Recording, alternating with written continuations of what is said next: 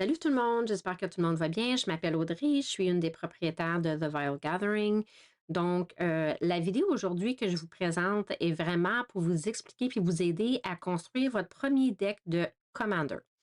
Alors, si vous n'avez pas vu mon autre vidéo, je parle un peu des formats pour les débutants, comment commencer.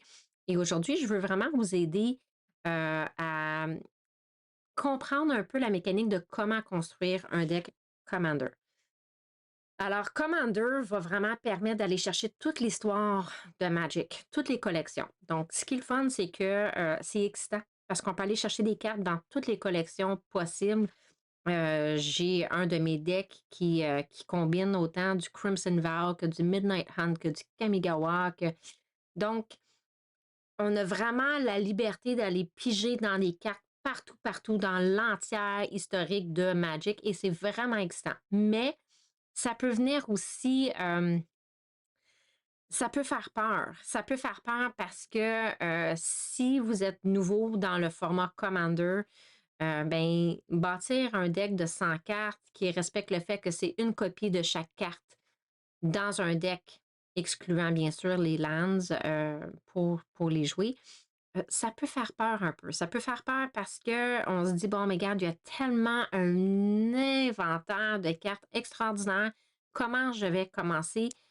Qu'est-ce que je fais pour commencer? Alors aujourd'hui, je prends le temps d'être avec vous puis de vous expliquer un peu, vous donner un peu des petits conseils, des petits trucs qui sont utiles peut-être à avoir pour savoir comment construire votre premier deck commandant. Donc, moi, ce que j'aime faire personnellement, j'aime commencer avec mon commandant. Donc, il y a sûrement à quelque part dans votre pile de cartes une créature légendaire que vous tripez dessus, que vous aimez la mécanique, que vous aimez l'habileté, que vous dites waouh, c'est tellement fort et que vous ne savez pas quoi faire avec. Vous ne savez pas où le mettre, vous ne savez pas le mettre dans quel deck. Donc, cette créature-là peut être votre commandant.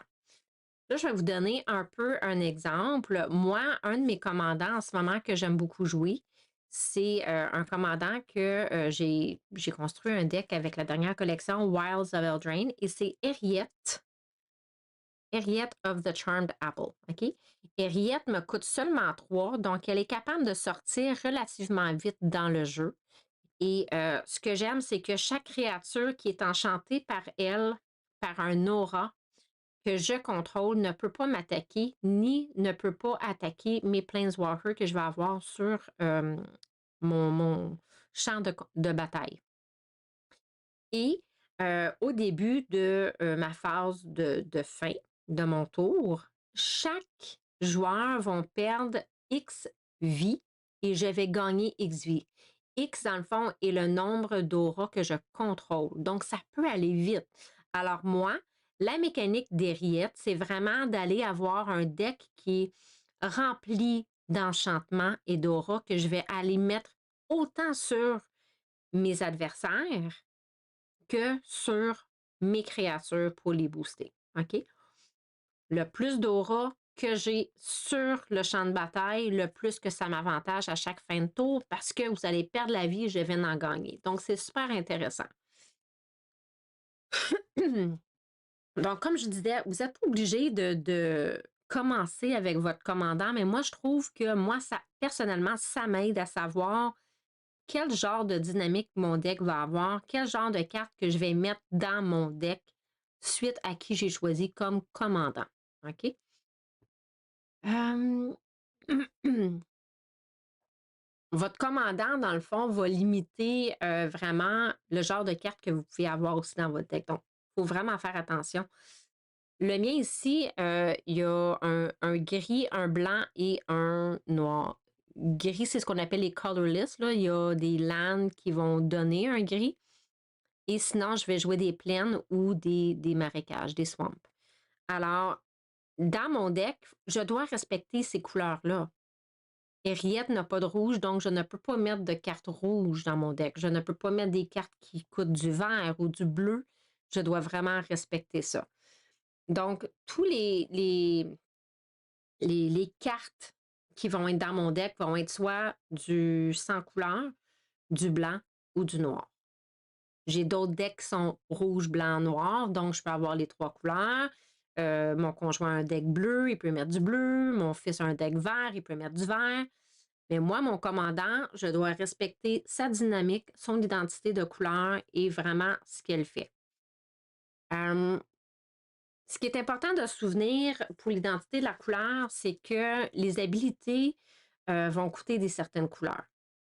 OK? Ces habiletés-là, ben, comme je vous disais, et je me répète, je ne peux pas mettre un habileté ou un instant ou une sorcellerie qui va coûter du rouge. Je n'ai pas de rouge dans mon commandant. Mon commandant me demande d'avoir du blanc et du noir. Donc, je vais respecter seulement ces couleurs-là.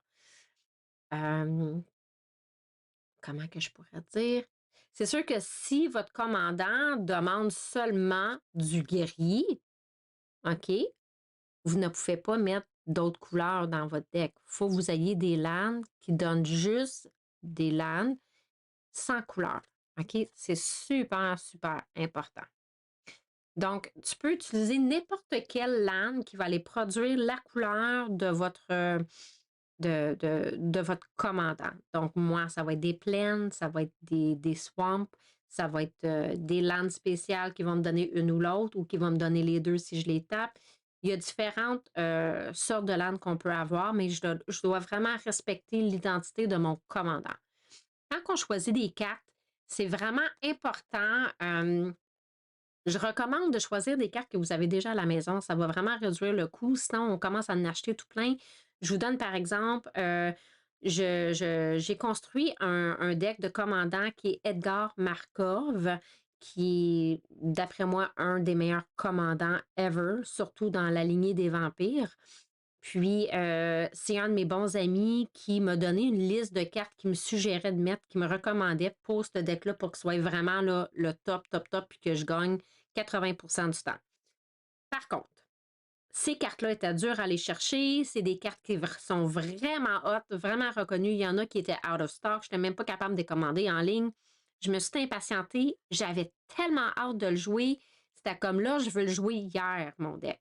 Alors, j'ai remplacé des cartes que lui m'avait recommandées par d'autres cartes qui étaient peut-être un peu moins bonnes, mais qui me permettaient de le jouer immédiatement et je l'adore, mon deck. OK? Alors, respectez un peu votre budget aussi, là. Le but, c'est pas de payer 300$ pour aller monter un deck parce que vous voulez le jouer demain matin, puis, tu sais, amusez-vous avec ça. Prenez les cartes que vous avez à la maison, regardez ce que vous avez déjà. Vous avez sûrement des créatures légendaires qui sont déjà intéressantes, qui sont le fun à jouer. Donc, prenez le temps de vraiment monter un deck que vous avez à la maison pour réduire le coût que ça peut coûter, parce que ça peut monter vite, effectivement. C'est sûr qu'on peut s'inspirer de différents decks de d'autres personnes, mais le but, c'est de ne pas copier carte par carte. Ce qu'ils font, c'est vraiment d'avoir un deck qui est identique à ce que vous voulez, ce qui vous représente, vous, votre énergie, votre dynamique que vous aimez. Pour choisir des cartes, c'est sûr que je recommande, mon Dieu, je recommence. Je recommande que votre deck ait un tiers qui est des landes. OK? Un petit peu plus, mettons, si vous avez 3 couleurs dans votre deck et un petit peu moins si c'est un monocouleur. Donc, si vous faites juste un deck qui est rouge, mettons des gobelins qui ont des créatures qui ne coûtent pas cher à sortir, vous n'aurez pas besoin d'avoir autant de landes dans votre deck.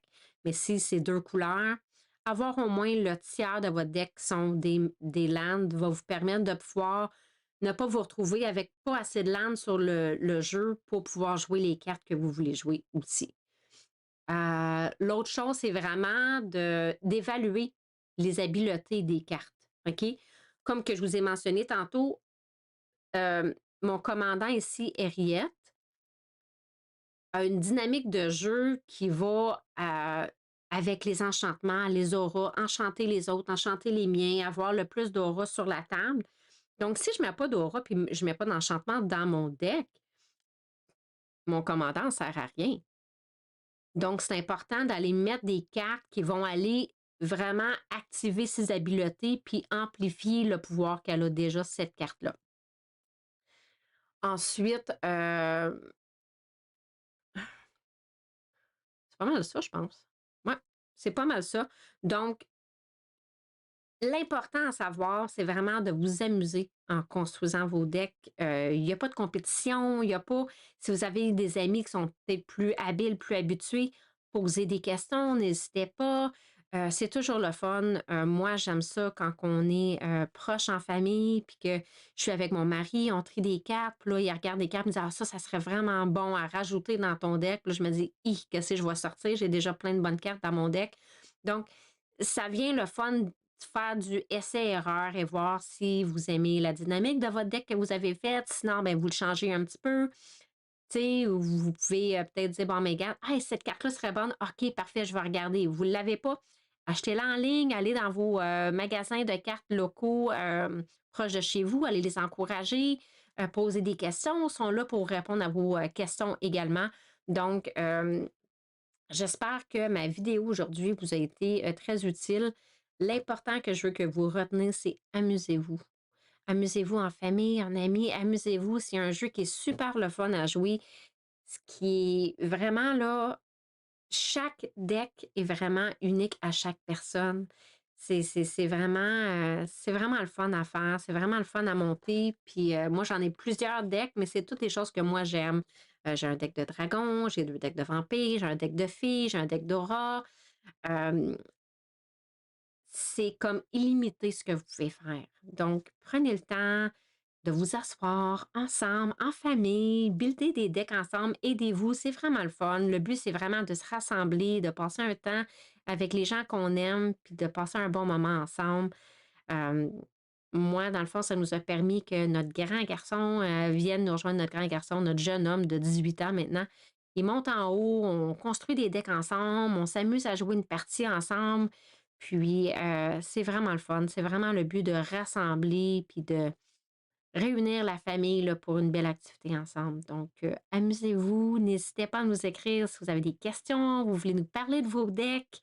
Venez nous jaser, écrivez-nous, ça va nous faire un grand plaisir. Puis, on se revoit très prochainement dans un autre vidéo informatif. D'ici ce temps-là, amusez-vous. À bientôt.